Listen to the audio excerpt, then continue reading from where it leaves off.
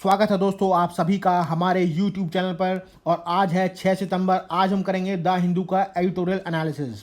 इस एनालिसिस की PDF के लिए नीचे दिए गए टेलीग्राम लिंक को ज्वाइन करें और वहां से PDF डाउनलोड करें। आइए शुरुआत करते हैं। आज हम दो इम्पॉर्टेंट इशू जो डिस्कस करने वाले हैं उसमें पहला है फंडिंग पब्लिक एजुकेशन और दूसरा है इंडिया पाकिस्तान का इशू। पब्लिक एजुकेशन, आप सभी जानते हैं कि इंडिया का जो पब्लिक एजुकेशन सिस्टम है वो बेसिस है इंडिया की वाइब्रेंट डेमोक्रेटिक सोसाइटी का, और उसी के लेकर कुछ इश्यूज हैं जो इसमें डिस्कस किए गए हैं। देखिए अभी जो है रिसेंटली क्या हुआ है कि धर्मेंद्र प्रधान जो रिसेंटली डिबेट कर रहे थे लोकसभा में, उन्होंने डिबेट के दौरान ये बोला कि यूनिवर्सिटीज़ को चाहिए कि वो टोटली गवर्नमेंट के ऊपर ना डिपेंड हो अपनी किसी भी तरह की फंडिंग के लिए, जिसमें उनका इशारा इस तरफ था कि आजकल यूनिवर्सिटीज़ को जो है कोशिश करनी चाहिए कि वो इंटरनल रिसोर्सेज को जनरेट करें ताकि अटेन कर सकें सेल्फ सफिशेंसी। अब सवाल ये बनता है कि कैसे वो इंटरनल रिसोर्सेज जनरेट करेंगे। इंटरनल रिसोर्सेज जनरेट करने की जो मेथड्स हो सकते हैं वो है कि लोकल उसमें जो है स्टूडेंट्स की फ़ीस बढ़ा देना, उनके ऊपर डेवलपमेंट चार्जेस लगा देना, उनकी हॉस्टल फ़ीस बढ़ा देना, और भी दूसरी कुछ चार्जेस हैं जो उनको इंक्लूड करके बढ़ाया जा सकता है। वहीं नेशनल एजुकेशन पॉलिसी विजन में गवर्नमेंट के जो इंपॉर्टेंट पिलर्स थे वो थे एक्सेस, इक्विटी और इंक्लूजन। और ये कहा गया था कि ज़्यादा से ज़्यादा अपॉर्चुनिटीज़ प्रोवाइड की जाएगी एजुकेशन सिस्टम के अंदर ताकि पब्लिक एजुकेशन सिस्टम को इम्प्रूव किया जा सके। और ये भी एश्योरेंस दिया गया था कि पब्लिक इंस्टीट्यूशंस की ऑटोनॉमी को बरकरार रखा जाएगा और उनको एडिक्वेट पब्लिक फंडिंग भी दी जाएगी। वहीं आप जानते हैं कि हर बार जो है एक नेशनल एजुकेशन कमीशन बिठाया जाता है आज़ादी के बाद से अब तक, और हर बार कोशिश की जाती है कि हमारा जो परसेंटेज ऑफ जीडीपी है, जो फंडिंग है एजुकेशन सिस्टम के अंदर, उसको इम्प्रूव की जा सके। लेकिन आज तक की कोशिश के बावजूद भी हम 6% ऑफ जीडीपी की इन्वेस्टमेंट के आसपास भी नहीं पहुँचे हैं। वहीं 2020 की नेशनल एजुकेशन पॉलिसी में गवर्नमेंट ने ये कहा है कि वो सेंट्रल और स्टेट गवर्नमेंट्स के साथ मिलकर कोशिश करेंगे कि 6% ऑफ जीडीपी की इन्वेस्टमेंट जो है एजुकेशन सिस्टम में कर सकें जल्दी से जल्दी। और इसके लिए उन्होंने ये भी कहा था कि पब्लिक फंडिंग जो है बहुत ज़्यादा ज़रूरी है अगर हाई क्वालिटी का पब्लिक एजुकेशन सिस्टम हम इंडिया में लाना चाहते हैं तो, जो कि जिस पे डिपेंड करेगा इंडिया का फ्यूचर और इंडिया की इकोनॉमिक, सोशल, कल्चरल और इंटेलेक्चुअल प्रोग्रेस। अभी मैं बता दूं कि नेशनल एजुकेशन कमीशन, जो जिसे कि कोठारी कमीशन भी कहा जाता है, उसके अकॉर्डिंग हायर एजुकेशन के अंदर केवल और केवल 2% ऑफ जीडीपी के बराबर ही इन्वेस्टमेंट और फंडिंग्स होती हैं। वहीं इसके बावजूद साल दर साल, दशकों दर दशक ये देखा गया है कि जो सेंटर का एक्सपेंडिचर है हायर एजुकेशन सिस्टम के ऊपर वो कम ही होता रहा है। वो 0.33% था 2010 में जीडीपी का, और अब 2019-20 में वो 0.16% है जीडीपी का। इससे पता चलता है कि पब्लिक इन्वेस्टमेंट के अंदर, public investment higher education system के अंदर जो है डिक्लाइन ही होती रही है, बावजूद इसके कि रेवेन्यूज़ जो है यूनियन गवर्नमेंट के हर दर साल बढ़ ही रहे हैं। फिर ऐसा क्यों कि एलोकेशन हायर एजुकेशन सिस्टम के अंदर इस तरह से गिरता जा रहा है? क्या सरकार भी ये चाहती है कि पब्लिक यूनिवर्सिटीज़ भी प्राइवेट यूनिवर्सिटीज़ के ट्रेंड को फॉलो करें? ऑलरेडी हायर एजुकेशन सिस्टम जो है ऑलरेडी बहुत ज़्यादा प्राइवेटाइज हो चुका है, और बहुत सारे प्राइवेट हायर एजुकेशन जो हैं सेल्फ फाइनेंस बेसिस पे चल रहे हैं, जहां बहुत ज़्यादा उनकी जो है ट्यूशन फीस है, एनुअल चार्जेस हैं। और लगता है गवर्नमेंट की भी कोशिश यही है कि प्राइवेट ट्रेंड को पब्लिक हायर एजुकेशन सिस्टम भी फॉलो करे और कोशिश करे ज़्यादा से ज़्यादा रिसोर्स मोबिलाइजेशन की, रेवेन्यू जनरेशन की, क्रॉस सब्सिडाइजेशन की और कॉस्ट रिकवरी की। क्रॉस सब्सिडाइजेशन का मतलब है कि कुछ स्टूडेंट से बहुत ज़्यादा फीस ले लेना ताकि जो गरीब या वंचित स्टूडेंट्स हैं उनसे कम फीस ले सकें और उन्हें स्कॉलरशिप में पढ़ा सकें। इसका कॉन्सिक्वेंस क्या होगा आप ही सोचिए कि अगर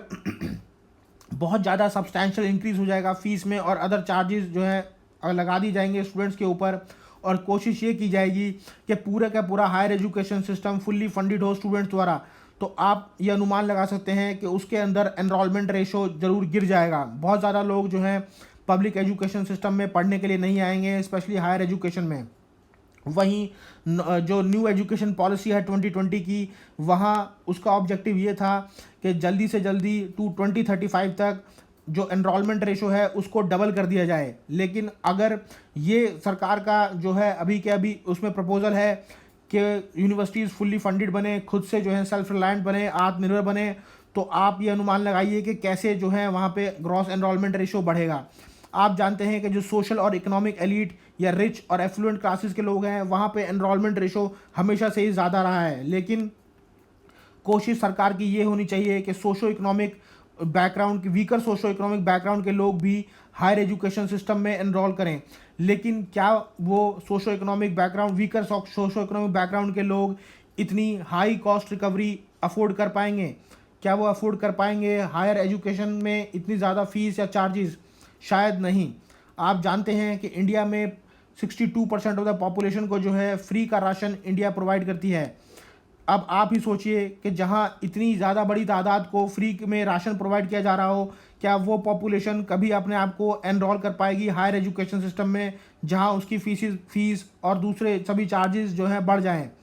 अभी जो सरकार है, सरकार 6% ऑफ जीडीपी इन्वेस्टमेंट या फंडिंग करने से इसलिए भी डरी हुई है क्योंकि उसका खुद का विजन है $5 ट्रिलियन इकोनॉमी बनाना, और उन्हें ये लगता है कि अगर वो 6% ऑफ जीडीपी की इन्वेस्टमेंट्स एजुकेशन सिस्टम में करेंगे तो इकोनॉमी को $5 ट्रिलियन बनाना मुश्किल हो जाएगा। वहीं दूसरी तरफ ये भी है कि अगर हमने इतनी इन्वेस्टमेंट्स या इतनी फंडिंग हायर एजुकेशन सिस्टम में नहीं करी तो $2.8 ट्रिलियन की जो आज की हमारी इकोनॉमी है उसे भी सस्टेन करना मुश्किल हो जाएगा। वहीं हायर एजुकेशन सिस्टम के अंदर इन्वेस्टमेंट्स के कुछ लिमिटेशंस भी रही हैं, क्योंकि ऐसा भी देखा गया है कि बहुत सारे लोग जो हायर एजुकेशन में एनरोल हो जाते हैं, वहाँ से अच्छी शिक्षा प्राप्त करते हैं और उसके बाद हमारे देश को छोड़कर दूसरे देश में जाकर काम करने लगते हैं, जिसे ब्रेन ड्रेन भी कहा गया है। इस तरह की चीज़ें भी देखने को मिली है। तो यही है इस आर्टिकल का पूरा विश्लेषण। आइए इसके बाद करते हैं दूसरा आर्टिकल जो है इंडिया और पाकिस्तान के बीच में। आप सभी जानते हैं कि रिसेंटली पाकिस्तान में जो है एक भयंकर फ्लड आई थी और उसके बाद वहाँ के हालात जो हैं बहुत ज़्यादा ख़राब हो गए, और ये आर्टिकल जो है पूरा वहाँ के पॉलिटिकल सिस्टम को लेकर ही है। जब से अनसेरेमोनियस तरीके से इमरान खान को पाकिस्तान की प्राइम मिनिस्टर की सीट से हटाया गया है और जो है शहबाज शरीफ को प्राइम मिनिस्टर बनाया गया है, तब से इंडिया और पाकिस्तान के रिलेशंस में कुछ इम्प्रूवमेंट देखने को मिली है। रिसेंटली पाकिस्तान के जो आर्मी चीफ़ हैं कमर बाजवा, उन्होंने भी ये कहा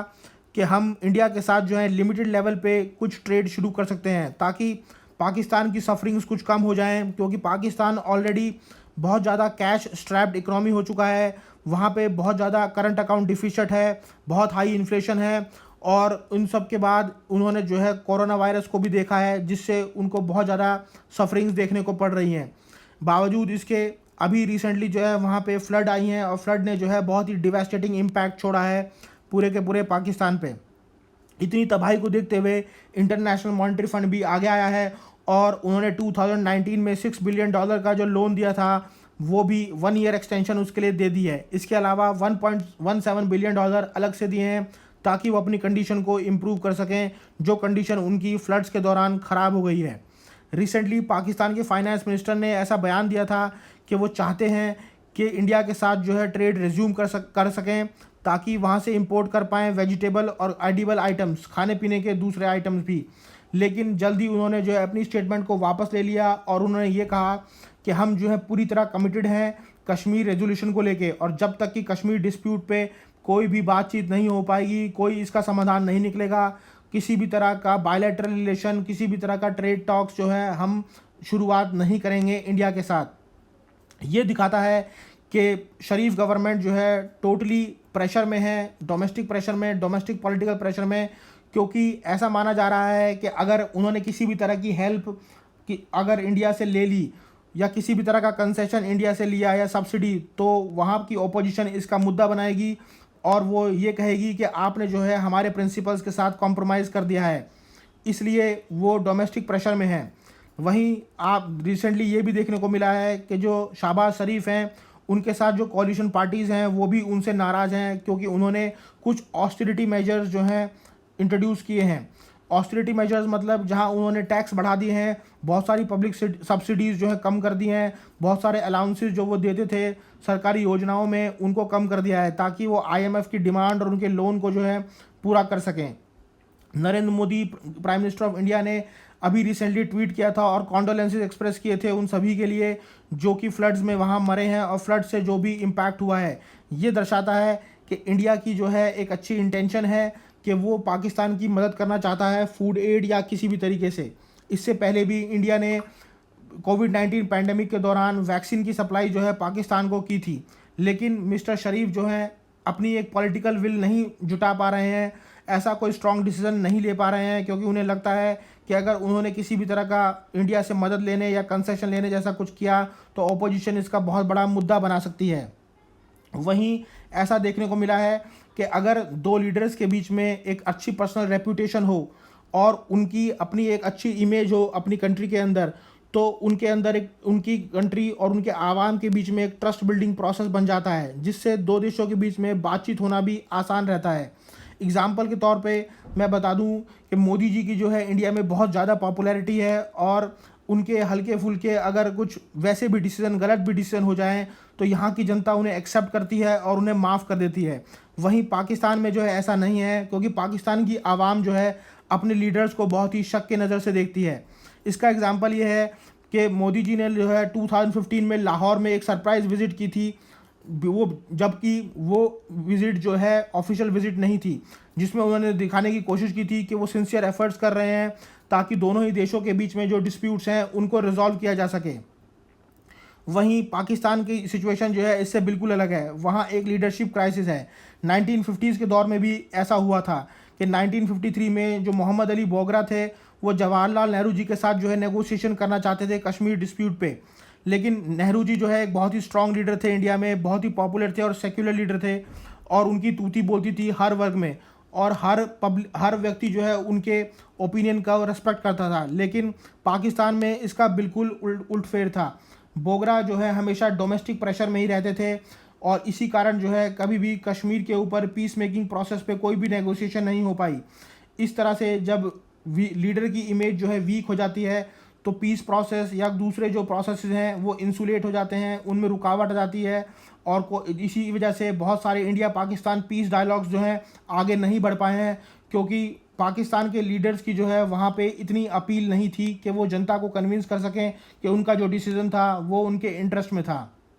अब आप जानते हैं कि आगे जो है चुनाव आने वाले हैं पाकिस्तान के अंदर, और जनरल इलेक्शंस होने वाले हैं पाकिस्तान में। अगर शरीफ लेड कोलिशन शरीफ लेड कोलिशन दोबारा से पावर में आता है और एक उन्हीं के जैसे सपोर्ट करने वाला एक सिमिलर माइंडेड आर्मी चीफ भी अपॉइंट हो जाए, तो ऐसा हो सकता है कि इंडिया और पाकिस्तान के बीच में डायलॉग और ट्रेड जो है शुरू हो जाए। लेकिन ऐसा अभी के हाल में जो है बहुत ही मुश्किल दिख रहा है, क्योंकि दोनों ही प्रिंसिपल पार्टीज़ हैं जो पाकिस्तान में, उनका ये मानना है कि जब तक कि कोई ना कोई इशू पे जो है कश्मीर इशू या दूसरे इश्यूज़ पे फुल्ली एंड फाइनल डिसीजन नहीं होगा, तब तक हम कोई भी इंडिया के साथ टाइज़ को नॉर्मलाइज नहीं करेंगे। तो अंत में ऑथर जो है यही कहता है कि जब तक पाकिस्तान का जो है इशू है उस वहाँ पे ये डिसाइड किया जाएगा कि पाकिस्तान के लीडर्स पॉलिटिकल सर्वाइवल के पर काम करें या लार्जर इंटरेस्ट के लिए काम करें, तो वो हमेशा अपने पॉलिटिकल सर्वाइवल को ही चुनेंगे, और इसका नतीजा हमेशा ही जो है डिसअपॉइंटिंग होगा दोनों ही देशों के लिए। इसी तरह की और इन्फॉर्मेटिव वीडियोज़ के लिए लाइक कीजिए, शेयर कीजिए और सब्सक्राइब कीजिए।